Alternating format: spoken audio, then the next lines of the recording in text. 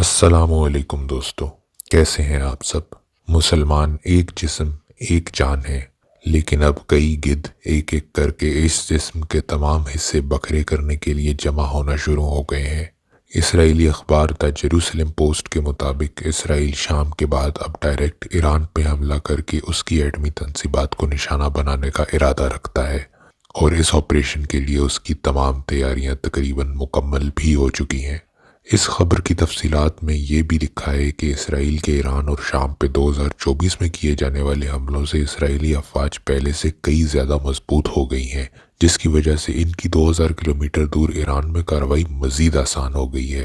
واضح رہے کہ 2 ماہ قبل ایران میں کیے جانے والے حملوں میں اسرائیل نے پہلے شام میں موجود ریڈارز کو تباہ کیا تھا، تاکہ جب اسرائیلی طیارے ایران پہ حملے کے لیے جب شام کے اوپر سے ہوتے ہوئے گزرے تو شام میں موجود ایران دوست حکومت انہیں ڈیٹیکٹ کر کے بروقت ایران کو اطلاع نہ پہنچا دیں۔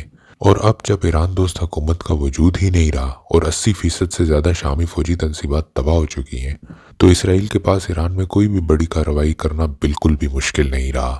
اسرائیل شروع سے ہی ایرانی جوہری تنصیبات کا صفایا کرنا چاہتا ہے، تاکہ مشرق وسطیٰ میں صرف اسی کے پاس ایٹمی طاقت رہے اور کوئی دوسرا ملک اس کو چیلنج کرنے کا سوچ بھی نہ سکے۔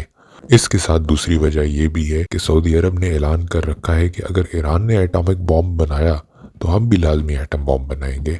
اس وجہ سے اگر ایران ایٹم بم بنا لیتا تو خطے میں صرف ایران ہی اسرائیل کے لیے خطرہ نہ بنتا، بلکہ سعودی عرب بھی برابر کا خطرہ بن جاتا۔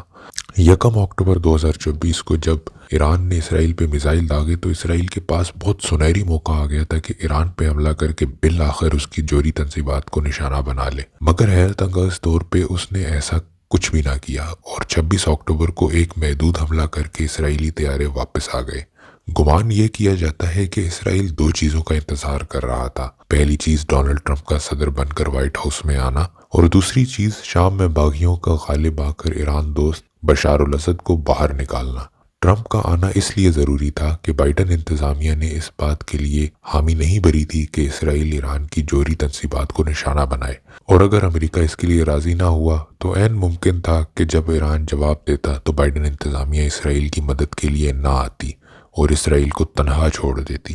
مگر ٹرمپ اس کے برعکس اسرائیل کو صاف الفاظ میں مشورہ دے چکے ہیں کہ اسرائیل کو ایرانی جوہری تنصیبات کو نشانہ بنانا چاہیے۔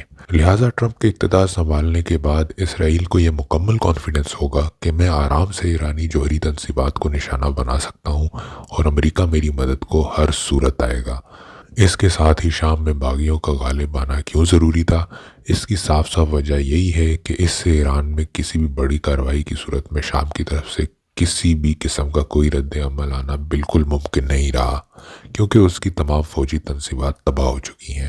اسرائیلی طیارے بآسانی تمام جوہری تنصیبات کو نشانہ بنائیں گے اور شام کے اوپر سے پرواز کرتے ہوئے بآسانی واپس اسرائیل میں اتر جائیں گے۔ دوستو، ذرا سوچئے کہ اگر دا جیروسلم پوسٹ کی اس خبر میں حقیقت ہے تو کفار ہم مسلمانوں کے خلاف کتنی منظم سازشیں کر رہے ہیں، اور اس میں صاف صاف مسلمان دنیا میں موجود عدم اتحاد کا فائدہ اٹھایا گیا ہے۔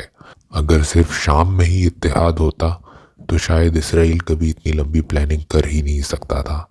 دوستو، تاریخ گواہ ہے کہ ڈیوائیڈ اینڈ رول کی پالیسی سب سے زیادہ کامیاب حکمت عملی ہے، اور ہم مسلمان ڈیوائیڈڈ ہیں، اسی لیے آج غیر مسلم ہم پہ اتنی آسانی سے رول کر رہے ہیں۔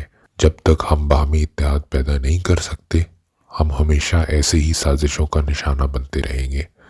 اللہ سے دعا ہے کہ وہ امت مسلمہ کو اتحاد عطا فرمائے، آمین۔ دوستو، امید ہے کہ اس ویڈیو سے آپ کو بہت کچھ سیکھنے اور سمجھنے کا موقع ملا ہوگا۔ اگر ایسا ہے تو ہماری ویڈیو کو لائک اور ہمارے چینل کو سبسکرائب کرنا مت بھولیے گا۔ جلد ملتے ہیں کسی اور ویڈیو کے ساتھ، تب تک کے لیے اللہ حافظ۔